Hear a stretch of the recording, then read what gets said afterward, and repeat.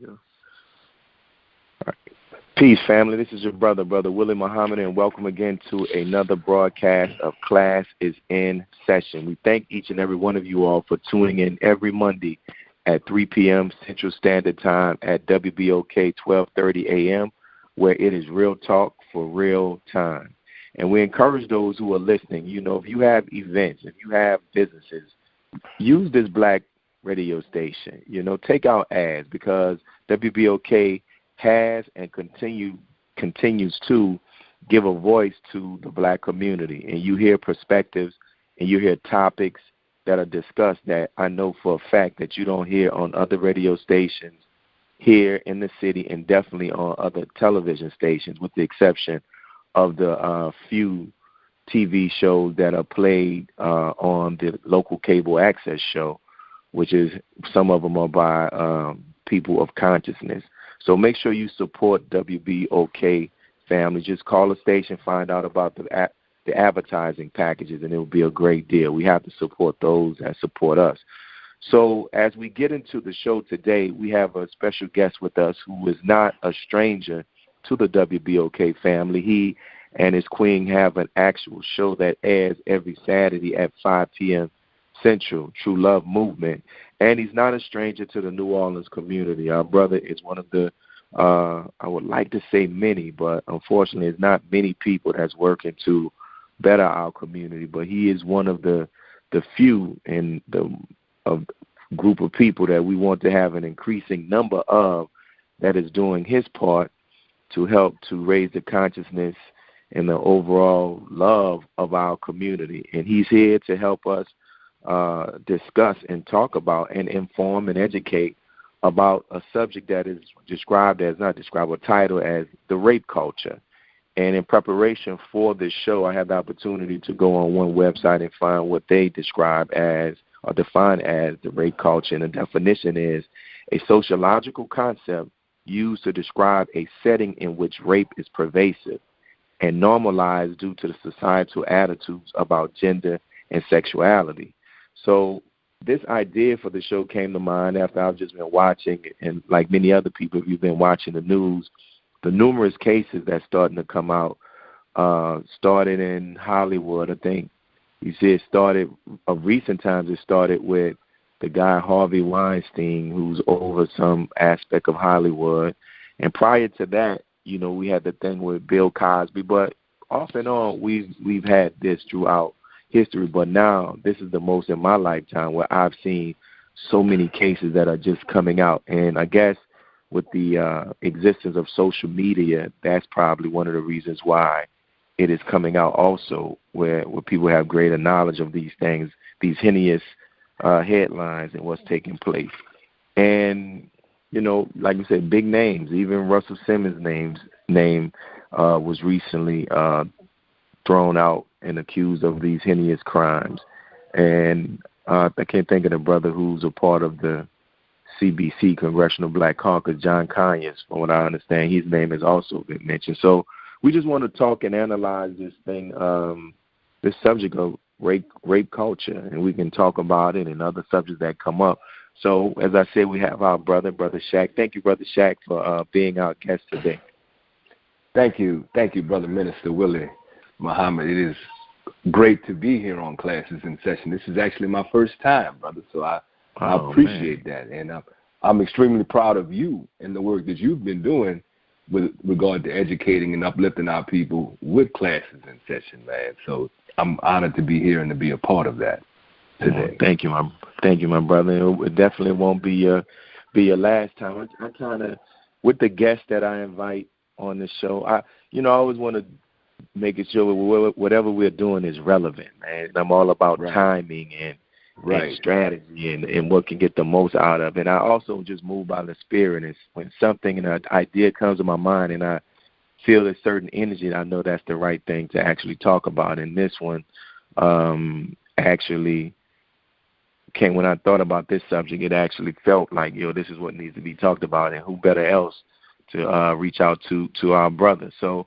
as I read the description that you sent me about the actual curriculum that you have, my question came out: how long have you been giving these workshops using this curriculum, the rape culture curriculum. So how long have you been doing it for?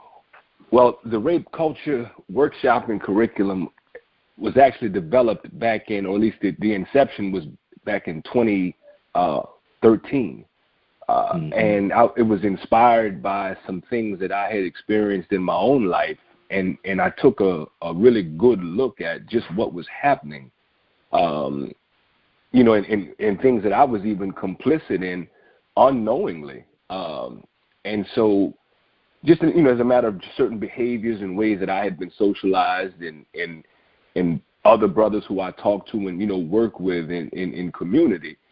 And so the work was inspired a long time ago. And so it has been, all this time really in the making and in the development. And finally now it's a finished product. And so I have done over the years, I have done aspects of the workshop as it has come together, Minister. And so the actual full body of work, that workshop itself, we're going to launch it for the Will Manifest number 9 coming up in March. March 3rd, as a matter of fact, right at the Sanchez Center. Will Manifest 9. We're going to do a kind of an abbreviated introduction to it, because the actual workshop itself, Minister, is about 8.5 hours. And that is, it's because, this is a large topic, as you're speaking of. This isn't something you can run through in an hour or 2 hours. And so it needed the right amount of time in terms of coming together and also actually disseminating the information. Wow, that's powerful, man. To know, as you said, reflecting on your own experiences and the experiences of other people in your conversations. That's what inspired you to come together and do this. Hold on, I also noticed how in the description that you sent me, how black men is mentioned predominantly in that. Is the focus of your curriculum and these workshops, is the focus primarily black men, and if so, why? Well, yes, Minister Willie, you pointed that out as being accurate. My work as director of Men and Boys Programming for True Love Movement is focused solely on black men and boys. As you know, our work is focused specifically, and it is specifically formulated for black people. I'm not interested in what the dominant culture is doing, and I have no attempts to try and solve their problems. Only to the extent that their problems are also our problems, because they are the authors of those problems. But the real change and the real justice occurs with us, and so therefore that is my focus. And I do want to be clear that it's not that I am saying that we are to blame for this as black men and black boys, because we have certainly been co-opted into this behavior through our mimicking and emulating and imitating of this white man. So this is specifically for good black men who have been complicit in some things, unknowingly. We're going to really take a very deep dive and heavy and intensive look at at rape culture, as the workshop is titled Resolving Rape Culture. It's titled Resolving Rape Culture, and RAPE is an acronym, so it gets much, much deeper than the title.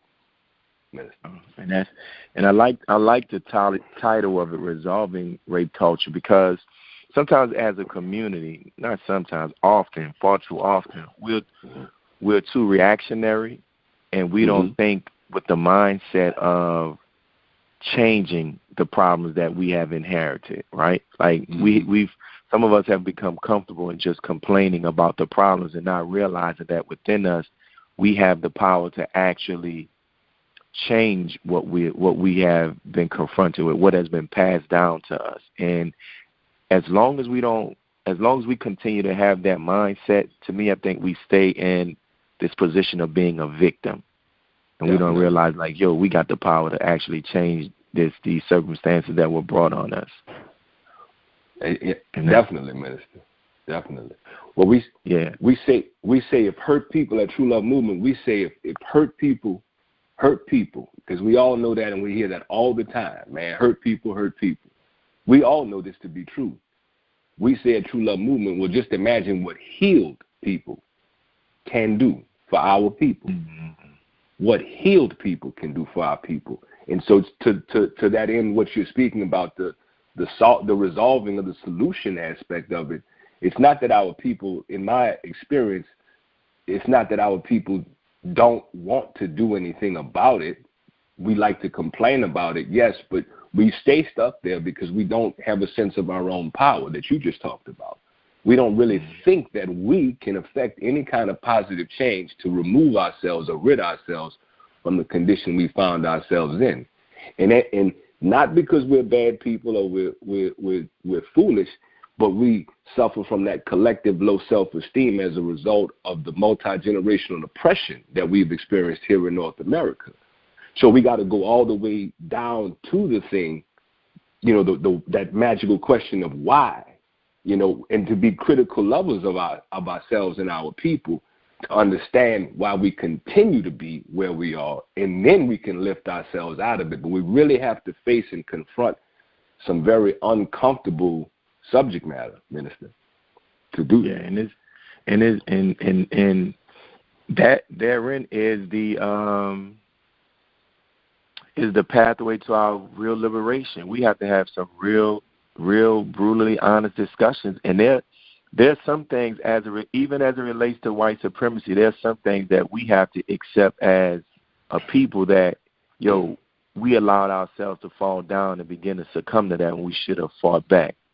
Right. And it's true, that stuff, man. It will begin to help us to realize that, first of all, I should have never even failed to that. And it's kind of like, think about like when you reflect on your life and you think about past relationships you were in, and somebody may have played you, and you sit back and you're like, man, how could I knew that was a lie. How could I even fall for that?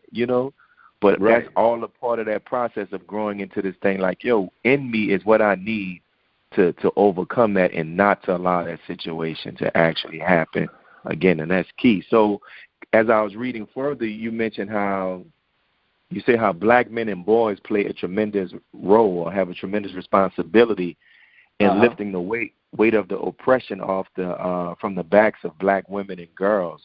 So that's correct. Why do you say that? And the second part of the question is what are some practical things that black men who are listening to this radio show, or even black boys or black men who have black boys or who in the lives of black boys, what are some things that we can do? Well, thank you again for that question. Again, this is a broad, very meaty, rich topic, because the behaviors, in my experience, research, these are things that we have been socialized into that are very unconscious, Minister Willie. That as you spoke moments ago about, like when you talked about being in a relationship and you getting played and saying, how could I allow myself to do that, be like that?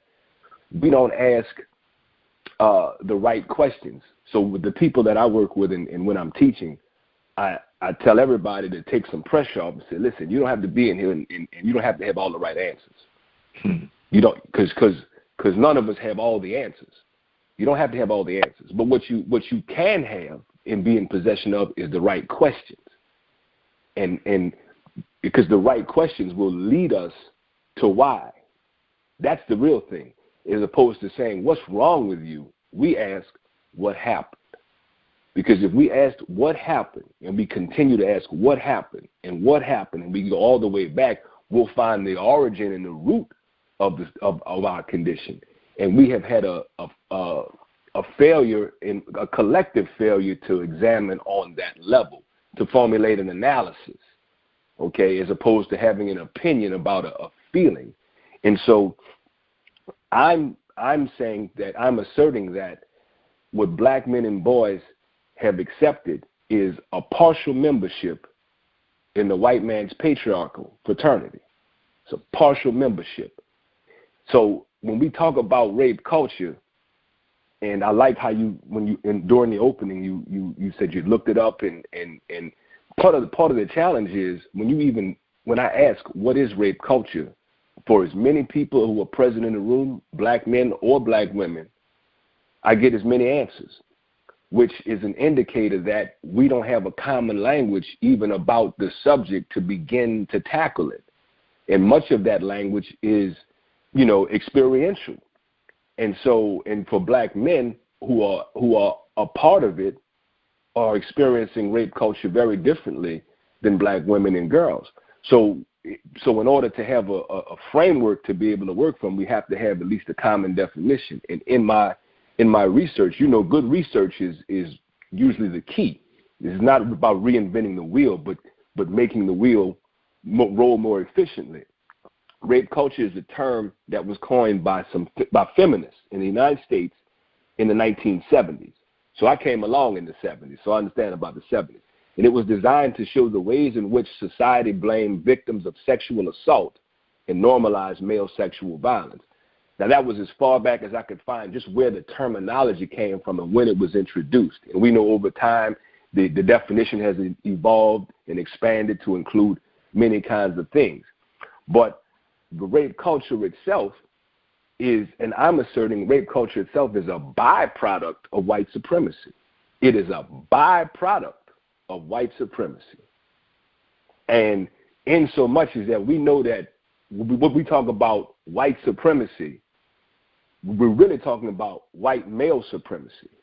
That's a fact. That it's always been the white man. And I'm only talking about America, and I'm only talking about our relationship and experience. You talked about relationships earlier. Our relationship and experience with this dominant culture here in America, because that has to do with our socialization into all of our ways and habits of being. And we got that, particularly black men and boys, where you can trace our origins of understanding and conceptualizing manhood in America back to what we watched the white man do on the plantation. So when we step out there to be a man, or what is manhood, and who is a man, and what is that like, then we're mimicking and we're emulating somebody. And who we're mimicking and imitating is the white man, who has never had to have any regard for anybody else. The white man has violated everyone, including other white men. But the white men have been a very close and tight-knit fraternity that have run this country. And we all know that. We all have that experience. And so that we look at that, and that's what we think manhood is. So we attempt to act and move like he does.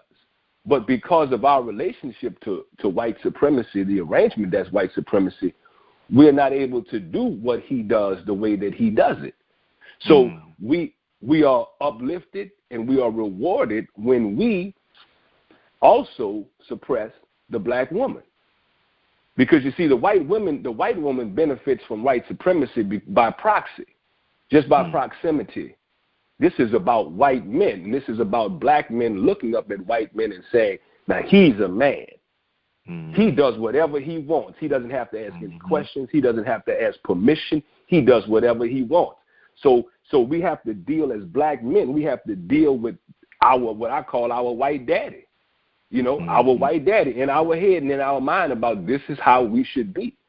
Because whoever we were before we were enslaved here in America, those of us who are in America who descend from that have no knowledge of that. We can read about it in books. We can theorize about it, but we don't have a solid blueprint where we can connect to for real, not on a familial level. We can just do rhetoric and theory. So what we do have is our experience with the white man on the plantation and how it was that he discharged his duties. So our aspirations to be more like him cause us to be oppressors, pseudo-oppressors. I say pseudo because we're being oppressed at the same time, but we're able to get a pass from him so long as we're helping to keep the black woman in a very lowly condition. Because when you think about the black woman, our dear brother Malcolm said, in the 50s that the black woman is the least protected, most disrespected human being on the planet. And today, 50 years later, it's still the same thing. So as black men, we are complicit in trying to imitate the white man. We are complicit in oppressing our own women. And again, we are elevated because we are men. So the white man invites us in because we are men. And so if he can use more men to keep women down, because if you notice, the black man don't have no jurisdiction over no white woman. See, that's different. That's altogether different.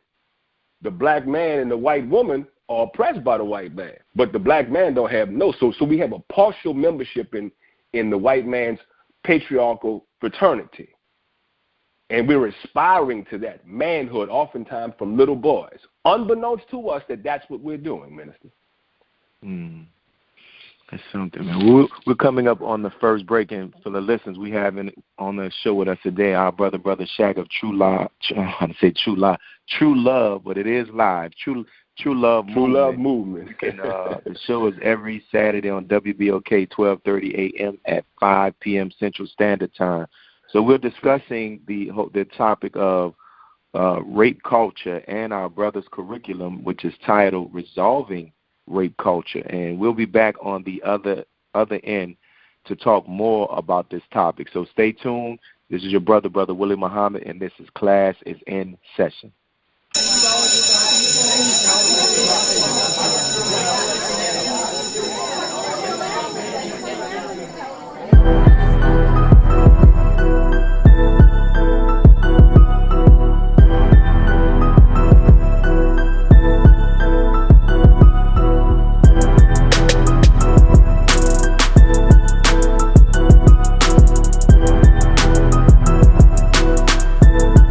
We're back, family. This is your brother Willie Muhammad. Class is in session, and as I mentioned before we went on the break, we have with us today Brother Shaq, and we're talking about this rape culture, and which is at the root of the rape culture. Is this a disrespect of women, and which ultimately comes back to disrespect of self, because we can't disrespect women and think that we're respecting ourselves, because we actually came from a woman. And our brother was just talking about how one of the ways that we're caught up, and I like how when you mentioned, you said this white man's patriarchy, right? And it has influenced so many. Like, I think also a great study needs to be done to see how in ancient civilizations how men and women interacted, right? I was trying to find, I don't know if it was Dr. John Henry Clark or somebody that I came across, and they were really breaking it down where they were showing how in ancient black cultures, the woman was always revered. She was always honored. And I couldn't find this actual specific clip, but there's this Netflix show called The Pyramid Code, and it's interesting. I laugh at it when I'm watching it because it's like people of European descent talking about the pyramids and the Egyptians, and they're making some good points, and there's stuff that we can gain out of it. But I was like, man, we have to stop letting them be the historians about us, because as the Most Honorable Elijah Muhammad said, it's equal to a 6-day-old child trying to teach a 60-year-old man about life. They're new to this planet. That's right. But one of the truths that they said in there, they were talking about how, like in this ancient Egyptian culture, that the true definition of a man is one who honored and revered the woman. Like, if you didn't have a healthy respect of a woman, you were not a man. And that's correct. The standard that we have to look into. But because in this last 6,000 years, the Caucasian has given the standard of, or the example of what manhood is. And a lot of stuff, and I think about as you were speaking, that's one of the reasons why the Most Honorable Elijah Muhammad talked about how we got to separate from them. We have to come out of there thinking as it relates to religion, they're thinking as it relates to culture, they're thinking as it relates to music, all of it because it has been detrimental to us, and it's given us the wrong idea. So if you want to pick up on, well, I mentioned this. You said about how white women, that they benefit from this white supremacy. And what are your thoughts about how they had the opportunity, and because people don't realize this, that Caucasian women had the opportunity to get the first white female president, right? Mm-hmm. And as much as they talk about Donald Trump, him wanting to grab the women by their private parts and all the stuff that he said, the facts show, not our opinion, that he still won the majority of the white woman's vote. What do you think contributed to that, not that fact? Well, I think, Minister, that there's some underestimation of the power of socialization of patriarchy. And I would say because patriarchy is talked about oftentimes like racism is talked about as though it is a side issue or is, just something that's going on. It's a topic. But racism, white supremacy, is the issue. And patriarchy is certainly not a side issue, but the very fiber of it, man. I mean, in other words, what I will do and demonstrate in the Resolving Rape Culture workshop is show you the way these 4 pillars hold up patriarchy, that patriarchy is in place as a result of these 4 pillars, and standing on the top of that is the white man. This is all his creation. All of it is his creation. And as you pointed out about the previous, some of the ancient African cultures where men revered women, in order for us to get back to that, we cannot do that inside the system of patriarchy, because it's the way it's designed to maintain itself. This is so what you're talking about is countercultural.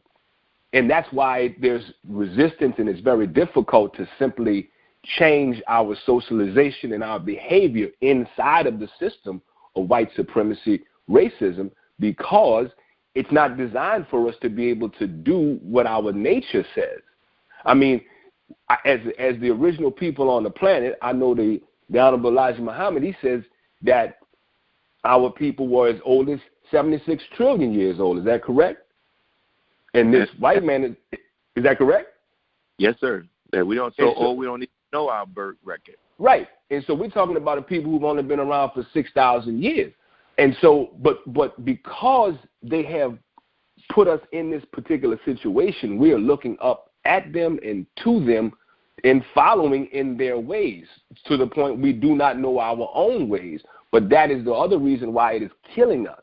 And it is so detrimental to our people, because these are not our ways, and it don't even feel right. But because we don't have a sense of ourselves and what our true nature is, we continue to do what we have done since 1620 here in America. And it's always important that we look at that, we really deeply examine that. I'm not saying this is a matter of rhetoric or scholarship or just to be throwing out historical data. I'm saying that because we need a bridge to our sanity. Because when you look at it, you think with your logical, rational mind, why don't we do what we know is in our heart and our mind and in our nature to do? And when we don't really look far enough, we get down on ourselves, Minister, and then we complain about it and say, man, we got to do better. Man, we got to do this. And nothing really changes because we're not going deep enough. We are not going deep enough, and that is our weakness. But the answers that we seek to get us out of this condition, we have within ourselves. We already have this. But we are an oppressed people here in America by design. And part of the design is that you talk about the power of black people. The power of black people and the engine of black people is the black woman. It always has been. It always has been. And so the black man is a key instrument of oppression on the black woman on behalf of white supremacy. Because because we are closest to her, and we all come from her. And yet, I can tell you personally, and I can also tell you communally and collectively, with few exceptions, black men will tell you some of the most strained relationships that they've had with black women originated with their mother. And then we blame the black woman for her condition without analyzing and examining how she came to be in that condition. You see what I'm saying? And that is not our fault as black people or black men, because even black women blame black women and talk about black women need to be stronger. But what has happened over time, Minister Willie, to diminish the humanity of black women, to cause them to act in such a manner? See, we have to look at that. And once we go down that road, we learn a lot. We learn a whole lot, and we learn how we're complicit in maintaining those systems of oppression on the black woman. And man, it's their disruption of us as a unit, and it has just messed us up. And one time I did a lecture titled "Who Made Us Enemies?" You know, how did we become to be enemies of one another? Where you have black men blaming black women for their condition, and you have black women blaming black men for their condition. And, you know, there's the hidden hand that gave us these foreign mindsets that turned us enemies. It's kind of like Brother Stan Schofield. Brother Stan, he mentions how in his talks, how he said, if you look at the pit bull and compared to all other dogs, I don't know any other dog that people raise specifically to fight against its own kind like they do the pit bull. And that's how we have been made to be enemies of one another. And it's like, yo, man, we got to realize and step back like, yo, the same snake that bit you bit me. The same person that altered my vision of you altered your vision of me. And we have to do it. And now it's interesting. I think what we're seeing in the media connects just to what you're talking about. Like, what are your thoughts about these revelations about all of this sexual harassment and rape and misuse of power, where you see with the most recent big guy and from white society is Matt Lauer being paid $28 million a year. Then you had the Weinstein. I don't know all their names, but it's just been one white man after another white man. And and then in addition to that, how powerful his power is, that one of these little white, squirmy little white dudes can walk up to somebody as big as Terry Crews and grab his private part, and Terry Crews was afraid to deal with him. So what are your thoughts on that? I think that's evidence of what we've been talking about throughout this conversation, Minister, that the white man in America is God. He is his own God. And he set the whole system up so that he remains his own God. And that the system only works because he is the supreme being on the planet, that he does as he pleases without recourse, without any type of permission or any fear, simply because he is a white man. That's what I'm talking about, this fraternity of white men. And I'm not talking about a small thing. I'm talking about a socialization and understanding that as a white man, because his relationship to white supremacy, that I'm talking about white supremacy, racism as a construct. It's a social construct. Because of that, and that this is a structural thing, that he can do as he pleases. So these things happen, and look, because they're coming out in the news now, as you mentioned during the opening, the advent of social media has brought a channel where the news can travel faster. But, Minister, statistically, there are women being raped. There have been several women raped during the course of our conversation. You know what I'm saying? Statistically, there have been several women beaten during the course of our conversation. There are women right now who are subjected to all kinds of things in this very moment while we speak, and they have no voice, and no one else will ever know, because women in America, just like black people in America, are not considered full human beings who you can subject to whatever you want without any kind of recourse. And that has been the training and the socialization.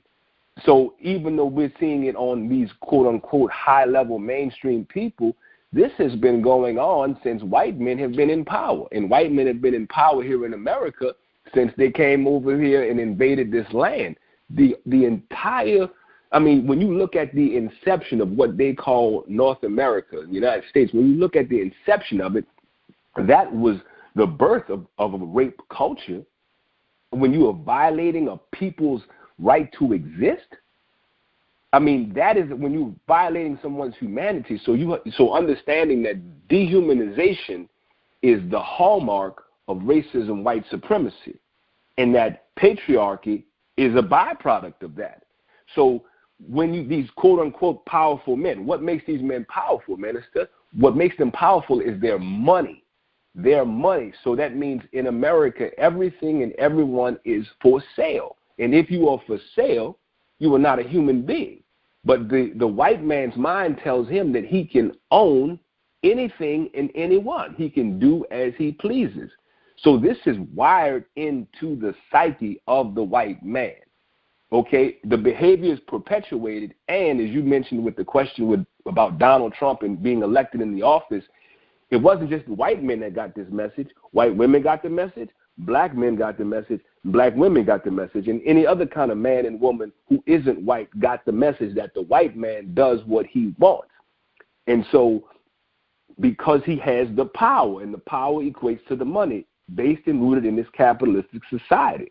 So when you look at how these things are woven together, it isn't a side issue. It isn't a topic. It's just a side effect of a much larger thing.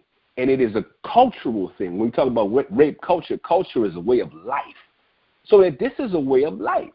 So what Harvey Weinstein and Matt Lauer and all these other people do is just how it is. These women understand when they get into these situations or they do these things that that's part of the territory. Like for all of the women, they say only 12% of rapes are reported, Minister. Only 12% are reported. And that's insane. You and I know so many women and girls who have been violated, who have never said. But because it isn't making the news doesn't mean it isn't happening. The woman, particularly the black woman, has continued to suffer in silence. And her black man has not defended her, protected her, and oftentimes has been a perpetrator himself because he thought he was supposed to do that because that's what the white boys do. And this is how you be a man. You keep her in her place. You tell her what it is. She better respect your mind because that's what men do. And that's what women, they better follow suit and play their part. And women decide this is what it is. This is my existence, so I'm going to submit. So it's always been about that subordinate, supreme relationship that the white man defines as a standard, and everyone else follows suit. And you get in where you fit in because that's the way it is. That is a culture, Minister. It is a sick culture. And you're not going to be a well people in a sick culture. Cannot happen. Yeah, and it's interesting, like you said, that with this rape culture, because this thing, when you know about rape, is taking something against somebody's will without their consent. And that's what they have been doing since they've been on the planet. So correct. And in the Quran, when they talk about one of the Arabic names for Satan is Iblis, and it talks about how Iblis means how one whose sickness is not, it's one whose sin is not confined to himself. And so that's right. What they've been doing. So we're almost getting to the end of the show. So you talked about how the Resolving the Rape Culture curriculum that is actually an acronym. So that is correct. Can you go through what each letter stands for in the curriculum? Well, I won't give it all away here, Minister. That's what I think makes it so special because in addition to rape culture, we're dealing with some very specific things. But I will give the R. We start at the beginning. I'll give the R in rape culture. The R in rape culture, Minister, stands for religion. The R is for religion. We first examine how religion has been a pillar of patriarchy here in America, and particularly adversely impacted black women and girls. We're talking about religion. And so this is, again, this isn't a comfortable sort of reality for us. This ain't no lightweight workshop, brother, because it's going to flip people's beliefs, flip their realities in many, many ways.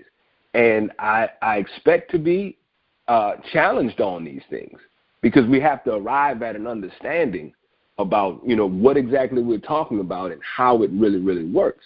So religion is the first one in my research that lays a solid base for the ongoing and additional oppression to black women and girls here in America, particularly perpetuated by black men. Religion, and that religion is more poignantly our introduction to and use of Christianity, the Christian religion here in America, as far as black people are concerned, because we're dealing with black people and we're dealing with black people in America, and we're dealing with from a historical context. So religion would be that first one, Minister.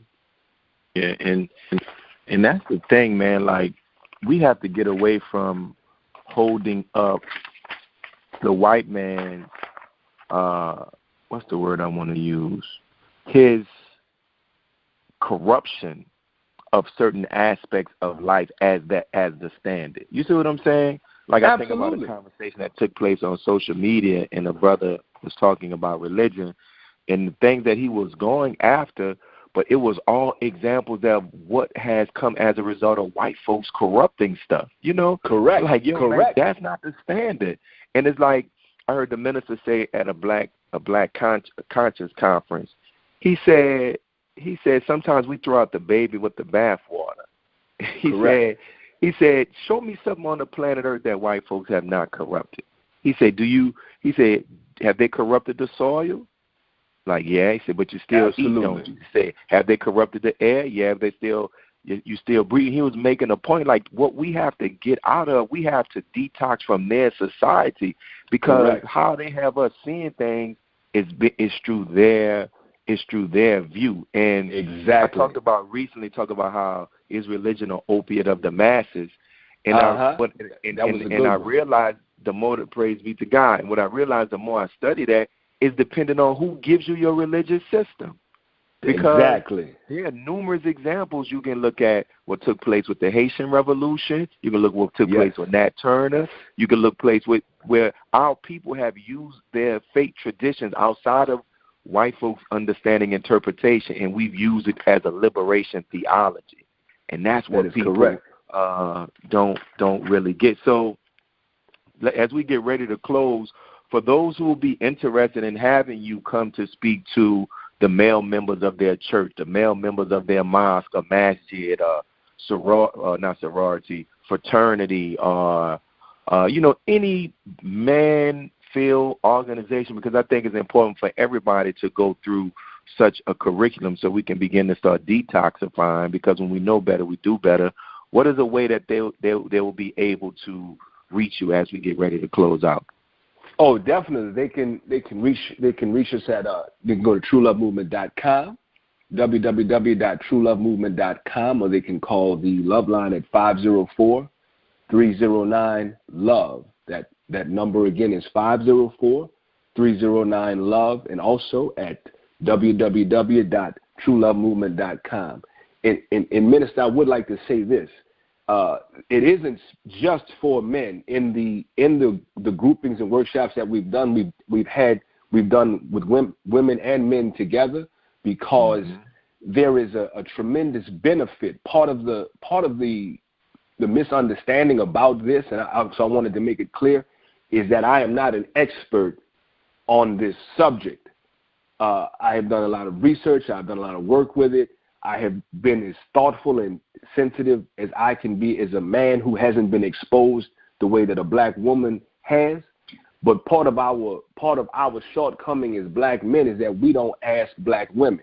We don't listen to black women. We want to tell black women what it is. We want to tell black women what their situation is. We want to tell them how to respond to it, so we want to do all of that away from black women, and then when we come back to black women, apply what we think we know, this good genius thing, and we still don't have the effectiveness that we'd like to have because we did not include the black women, but yet we said this was about the black women. So I'm only saying that this is not simply isolated or only for black men, that this is a black people thing, that we address as a people, collective. And there's no more important voice in that than the black woman and black girls who are hurting as a result of rape culture. You know, I just wanted to put that out there to be clear. Oh no, definitely, man. But so as for anybody that's listening, if you all see the benefits, you should, you know, reach out to brothers so you can actually hear, you can actually learn. And as he said, it can be co-ed, it can be what they say, co-ed, if that's the word. It can be just both male, female, everybody, but everybody definitely black needs people. It, man. Yeah, black people definitely needed, so we can begin to start creating an environment that protects our men, all of us, all of us, man, and begin to start actually doing it. So, brother Shaq, thank you for taking the time. And what I'm going to do, I'm going to close out with I'll play a clip of Minister Farrakhan speaking in a church. Yes, and he's talking about, you know, what needs to happen to those who especially after knowledge, man, you know, and you do harm to our women and our girls. So thank you, family. And this is your brother Willie Muhammad. And this is, once again, class is in session. We look forward to coming to you all again on next Monday at 3 p.m. Central. So peace. Peace.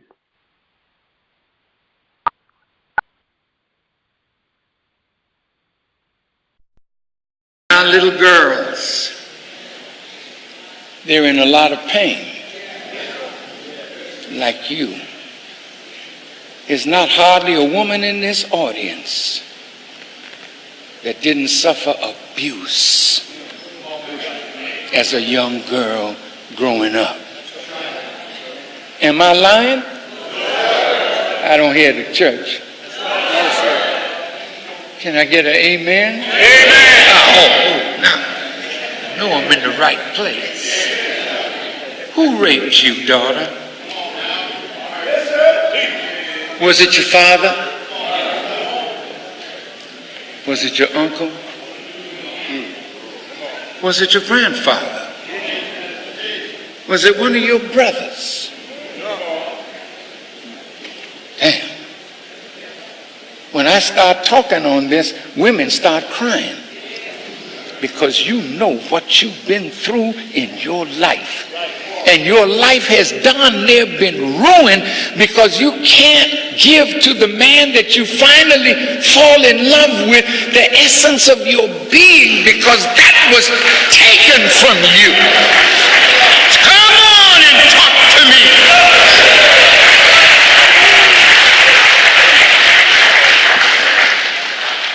Most of these young girls, my little sisters up in here, they're angry because they're being used by their own black brothers. They used to sell drugs, but the penalty's too great, so they turn our young girls into whores and send them out, and they're pimps now. See, what are we going to do with them? It's a good question, isn't it?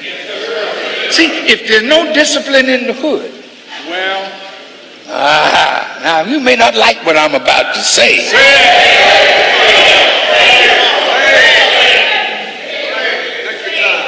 But the virtue of our women must be protected, and the virtue of our women must be honored and respected, and those who destroy the virtue of our women, the penalty should be death.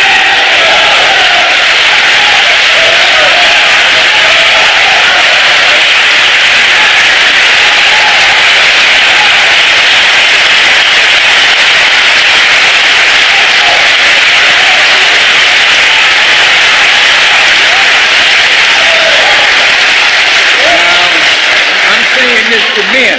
Yes, sir. But see, if you like to rape women and dog women, see, your number is coming up now. Yes, sir. This woman is the joy of our life. She dies every time she has a baby. She experiences the pain of death to give life to us, and you would mistreat her and beat her. See, when you whoop a woman like that, we just gonna beat your ass.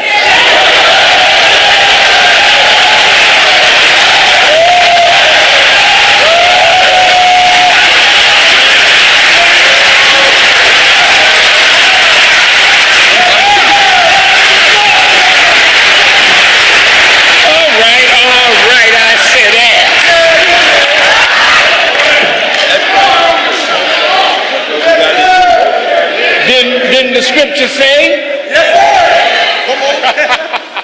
thou shalt not covet thy neighbor's ox, thy neighbor's ass, thy neighbor's wife?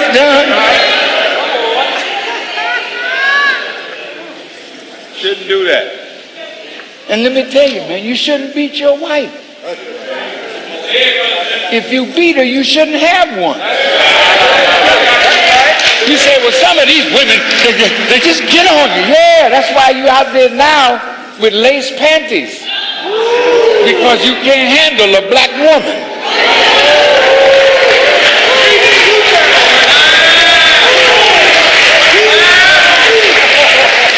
Oh, it's rough stuff.